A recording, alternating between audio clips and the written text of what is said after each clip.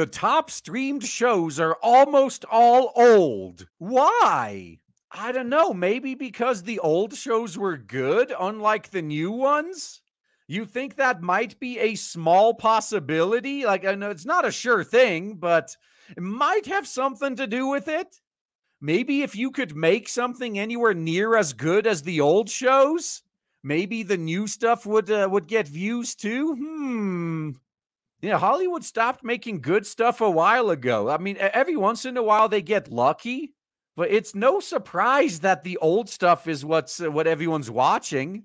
Same with video games too. You notice that pretty much everyone is like all the corpos are re-releasing and remaking their old games because no one wants their new ones. The most streamed show last year wasn't the latest Netflix reality TV show craze, nor was it the highly anticipated final season of Succession or the debut of The Last of Us. According to Nielsen, the most minutes last year, more than 57 billion, were spent watching Suits, a legal drama that premiered 12 years prior. Yeah, that was before the woke stuff really took off.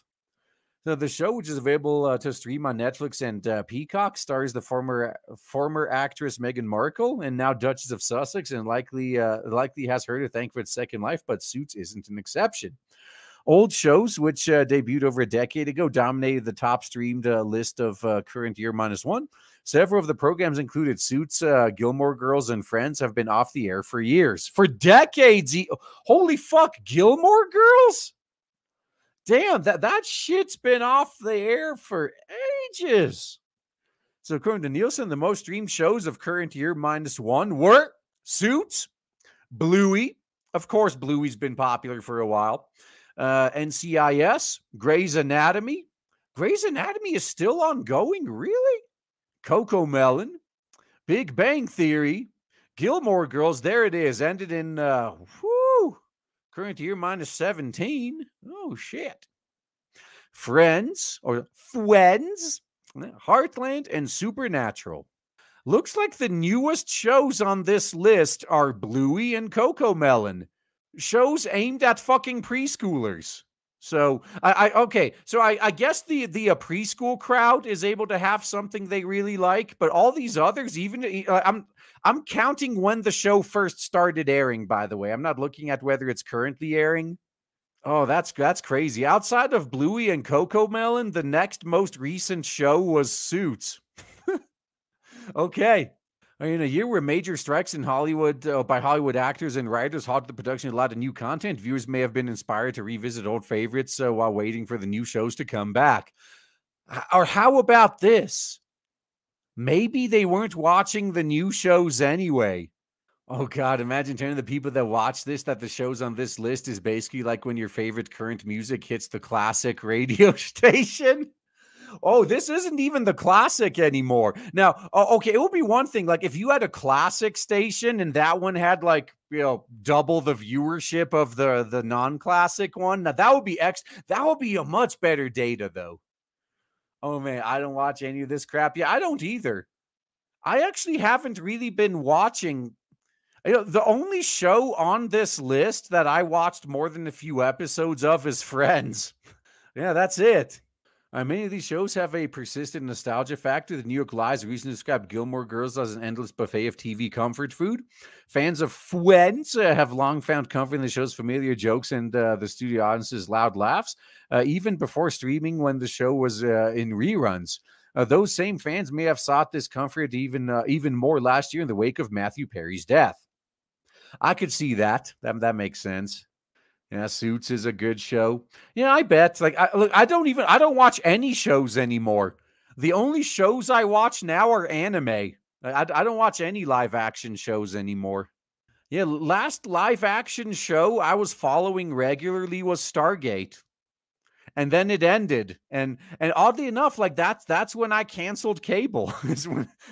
I didn't have any more Stargates to watch. Like, that was the last thing I was still watching. Let's cancel this shit. Yeah, people might get butthurt, but I still think Stargate SG-1 is better than Star Trek and Star Wars. And you watch clips of past shows? Not really. Now I go back and watch older anime, but I'm just not interested in live action all that much. Yeah, Stargate Universe make a decent video game. Yeah. No, Stargate Universe is a tragedy for a different reason though. Like I've bitched about this before, but Stargate Universe is like that's an example of a company doing things right when they fuck up and still getting punished for it. So it was off to a very bad start. They decided to go with like the fucking teen drama angle, and it was insufferably bad in the first few episodes. But they listened to the fans, and over the course of the first episode, they fixed the fucking show. The second season was great, but that was the end of it. The fans that left because of how bad the beginning of Universe was, they never came back. So even though they quickly acknowledged they fucked up and they moved to course correct and they made the show good again, that wasn't enough. Like the fans that left, they're stayed gone. Yeah, Farscape was awesome. Yes, it was. Except for the ending until Peacekeeper Wars came out. Then, yeah, that was fucking dog shit. So watching something comforting can take away the stress involved in infinite choice at our disposal and the consequential energy drain. Psychologist Sabrina Romanoff, PhD, told Well Plus Good. Now, okay, use this same logic and maybe you can figure it out. Watching something comforting that's actual escapism is way better than watching all this current year the diversity, everything rammed in your face BS. That Farscape is underappreciated. That means the tourists haven't invaded. May they stay out. Well, it's also been off the air for over a decade at this point. So, yeah, Farscape's been over for a long time. So old shows have another advantage over newer content when it comes to streaming minutes. Their libraries are much larger. There's only one season so far of the huge HBO hit, The Last of Us, but there are 21 seasons of NCIS and 19 of Grey's Anatomy. There's just more minutes to binge watch. Well, you should also look at how many people are tuning into these, like the first episode or two, and then the last of all these shows. I think that's a pretty good indication. Then there's the ultra young audience who doesn't care if they've seen this episode of CoComelon 5 times or 500. Repeat watches rack up streaming minutes of the program either way. Nielsen also ranked the top 10 original streaming shows, but none of them reached the same volume of time watched as the acquired programs did. The top 10 original shows, yeah, no one really cares. Although Breaking Bad isn't on there, is it? I mean, it's all stuff I haven't even heard of. Ted Lasso, haven't even heard of it. The Night Agent, nope. Ginny and Georgia, nope. Virgin River, nope. Love is Blind, nope. Tom Clancy's Jack Ryan, I've heard of it. Gabby's Dollhouse, nope. The Mandalorian, I've heard of that one. Outer Banks, nope. Lincoln Lawyer, nope. So I've heard of like 2 shows on this list. Yeah, this is how out of it I am when it comes to TV. Like I didn't even know any of these shows existed except for 2 of them. The most streamed movies, meanwhile, were Moana and Encanto. Both anime features on Disney Plus are released in 2016 and 2001, respectively. Okay. Well, good for them, I guess. Too bad they haven't been able to make any money. Well, never mind. Moana did fine.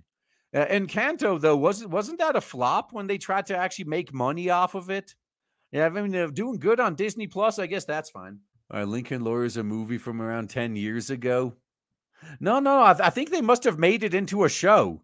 Because like now it's an original streaming show now. They must have, I mean, even I was just talking about Stargate. Stargate was the same way. So Stargate started out with a movie and then it came back years later as Stargate SG-1. Like they made a TV show out of it.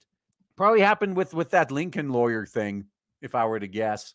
May have been initially a movie, but now it's a show. So makes sense. Yeah, I feel bad for the older Doctor Who fans. Well, no, this is why a skill I think everyone needs to develop is just learning to let shit go. Like, okay, we had a good run. We had fun with this, but now it's over. Kind of like me with Star Wars. Like, I really don't care what Disney does. I don't consider anything that Disney does to be canon. I'm fine just going back to the original trilogy and the prequels. I really am. I'm fine with it. I used to love to watch Doctor Who. Now it became crap. Yeah, guys, just accept that Doctor Who ended like 10 years ago and stick to watching the good stuff and pretend then the later seasons don't even fucking exist. They're not canon, they're fan fiction. Yeah, Capaldi was the last Doctor. So everything after Capaldi, just pretend it never happened. You'll be a lot happier. Is that pretty hard if you spend a good chunk of your life believing in something? No, it's only hard the first few times. Now, you get used to it. Like over the past decade, I've watched almost everything I grew up with and used to love turn to shit. I guess it also pays off to be busy. Like I don't have the time for this shit anyway. Yeah, now I focus almost all my efforts into new stuff. The vast majority of the anime I watch nowadays are new IPs I haven't watched yet. Like every once in a while, you get something like Urusei Yatsura that comes back, or fucking Blue Exorcist is back this season. And guess what? I'll give them credit. They actually continued where the previous season left off, like over a decade ago, I think, at this point. So if you're just jumping on, you're going to have no fucking clue what's going on. But if you read the manga or if you watched the previous anime and remember it, yeah, they resumed right where the previous one left off after taking like a 10 years off. But yeah, outside of some like that, like most of the shit I watch is new, at least new to me. I find that if you surround yourself with so much good new content, you don't get suckered into the nostalgia as much anymore.